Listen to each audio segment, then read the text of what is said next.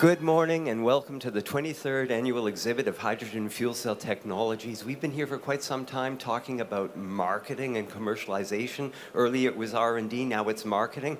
Have you ever wondered how to market a fuel cell in China, how to get the tech into the country, how to manufacture there and develop your products partnering with China? We have an expert on the stage who's going to be talking about this. He works with people and he knows the Chinese market like no one else. I'll be talking to Wolfgang Chen, who's General Manager at Palcan Energy Corporation, and we'll be talking, among other things, about methanol fuel cells in China. Please welcome with me Wolfgang Chen. Hi, hello. Good morning. Good morning. So before we get into the details and the particulars, perhaps we should mention where your company is, what size you are, and what you people do in general. Okay, so Palcan is an old soldier in the fuel cell industry. Actually, fuel cell industry had always good time and bad time, but Palcan had survived for 20 years. 1998, Palcan was founded by Dr. Chen in Vancouver, in Canada. And then he moves to China since 9 years. So we focus on Chinese market. Slowly, we changed our direction to methanol fuel cell because we had know so much about the hydrogen facility in China. And later, we found our one way to cooperate with international companies and to focus on Chinese market. I always like to say, being a Canadian, oh, you're a Canadian company, but you're a Chinese company.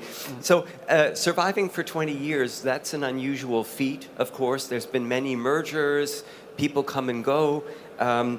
What's your strategy for surviving 20 years? What did you do in the past, for example? And what are you working on now? And what are the futures? Let's talk about the past, your strategy. Yeah. So at the very beginning, fuel cell means green energy. So at that time, Dr. Chen has finished his postgraduate doctor in Japan. He comes back to be an assistant professor in Vancouver. And then he decided to have his business. At that time, they worked on pure hydrogen. And hydrogen with metal hydrate to storage. And then slowly they are working on the UAVs. And then they think there is a solution to have this solar combination. So Palcan had made the first Chinese solar storage with hydrogen project. It was 5 years ago.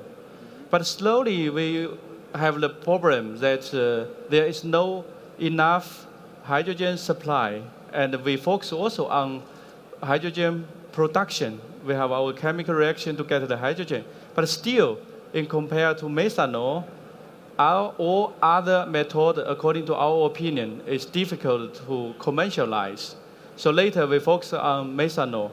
With methanol, we easily get the hydrogen, and then we integrate it to the fuel cell, and then we have the DC generator, so to say.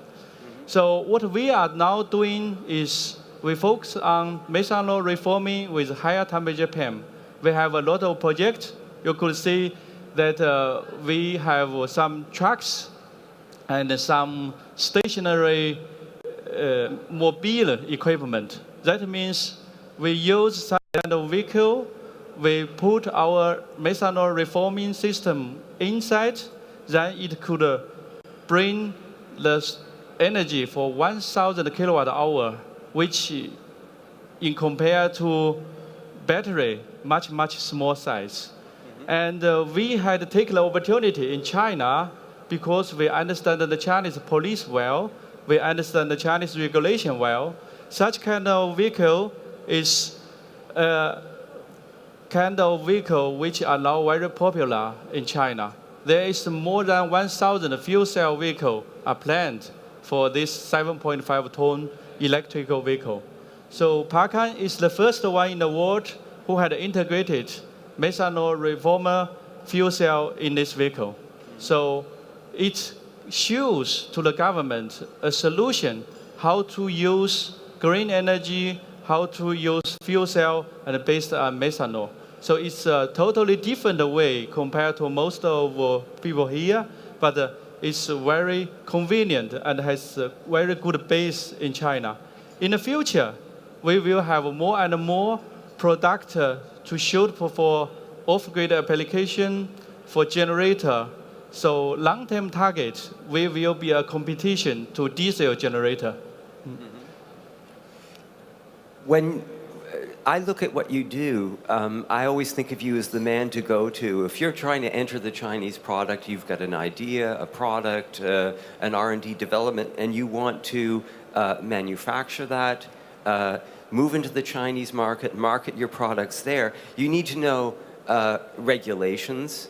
You need to know what the market looks like in China to figure out whether you're inventing the wheel again or whether you have a really new product. So what services, in essence, do you provide to people who want to approach this massive market for clean energy?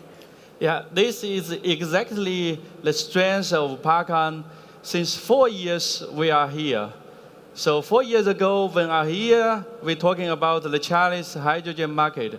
I think very least people had imagined that what we had said is true. But 3 years ago, when we are talking about that, people coming to us. Last year, then it's very good feedback because we are based in China and we are long time in this hydrogen business. So the government believe in what we had done and believe in what we could do. So in the past, we are the advisor to the Chinese government to let them understand methanol reformed fuel cell is also a kind of clean energy, is also fuel cell, has also advantage. So we had spent around 2 years' time to make this truck be certificated. So if company want to go to China, if they have their own technology, they could come to us. We will help them to find out the regulation, to find out which kind of test we should do, to whom we should talk. And the long term, Palcan is starting to manufacture. So we have also partner from industry, we have also investors. We could help people to manufacture their product, to realize their idea to a product. I was in California this summer at the Solar International, and there were hydrogen exhibitors there, and they all raised the question, what about the regulations for refueling? The problem is if you have a hydrogen car and there's very few refueling stations, you can't drive it. And quickly people discovered that it was the fire sheriffs locally that approved or did not approve the fueling stations, which is incredibly complicated because in one area they might say yes, in the other area they might say, we don't know this technology. So only in 2018 was there an approval for a typical type of technology. Now, why I'm asking this question is because it is a question also of whether you can influence the decision-making process within the government. So do you have communication in China towards the government where you can sort of suggest, hey, this is a good technology, we need to have approval for this technology? Do you talk to the people up high? It's a very interesting question. It's not so easy to influence the Chinese government. Well, very simple example here. There are at least 5 to 6 manufacturers for the type 4 gas tank. But it's not certificated in China. There's no way to do that. So people had started a long time trying to influence them, but they hadn't reached their target yet. It takes time. Second, it need communication and need the skills and need history to combine all these factors and then invited the Chinese important people to come to here to have talking, deep communication. and then step by step to influence them. It's not in one word. I talk with some people to do that. It takes time to have all the influence with different companies, different technologies. Yeah. Okay, very similar to North America. You mentioned in the company history way back, there was metal hydrides as storage technology. I saw this 10 years ago at the fair. I don't see them now. Technologies come and go, partially related to how you distribute hydrogen. If you're using PEM technology, which loves pure hydrogen, you need the infrastructure, though. I find it interesting that you have an entirely different approach, and this depends upon, again, it's knowledge. What do we know about China?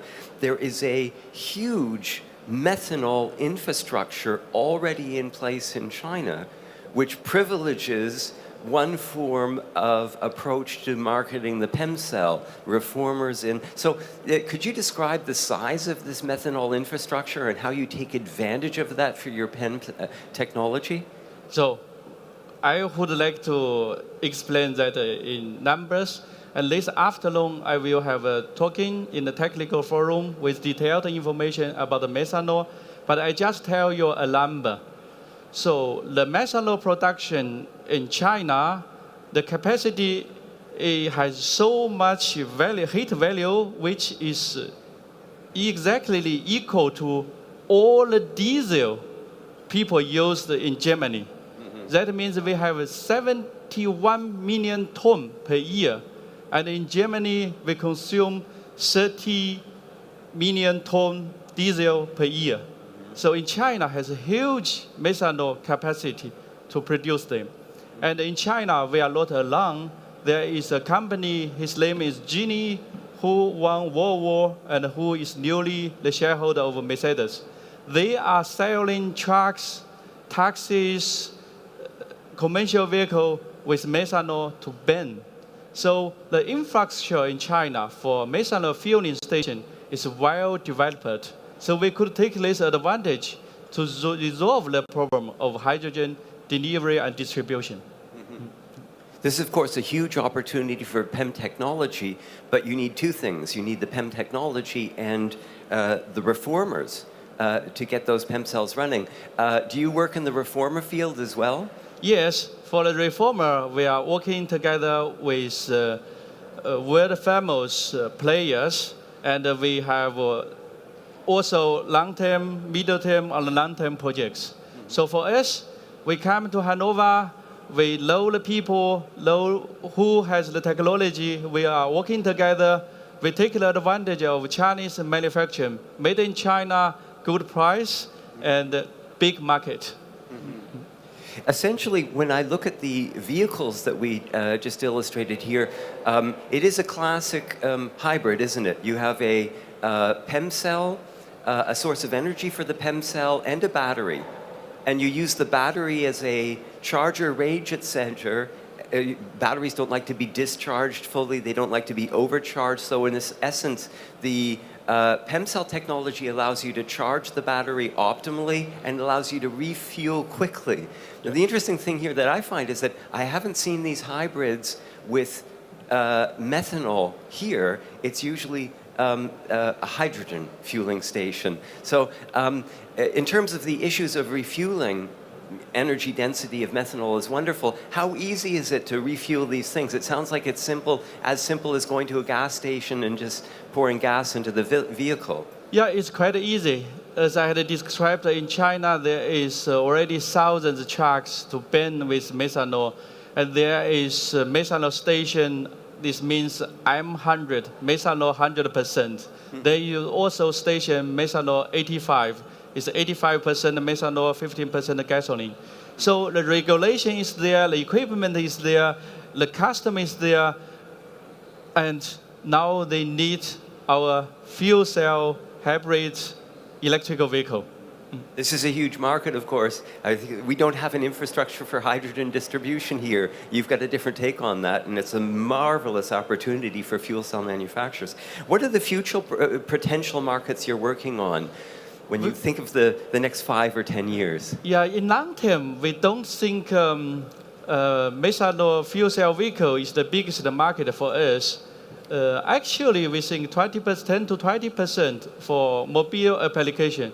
There is a lot of application opportunity for the methanol fuel cell. So for stationary application, for the market where is low stable electricity net, methanol will be a very good solution. So for long term, we will replace diesel generator or gasoline generator. For example, nowadays people use in their lower remover with diesel. It's very noisy in summer, but later it will be methanol powered generator for electrical equipment. And you have a very particular mission here. I suppose two questions. When you come to the fair, what do you need from us? And what's your mission at Hanover? So we come to here to know the people and know the technology. For us, the most important, as we had done 4 years ago, is we are the door to China. And later, we are the partner to China. We want later to be the leader to China. We are in a group. We go to China.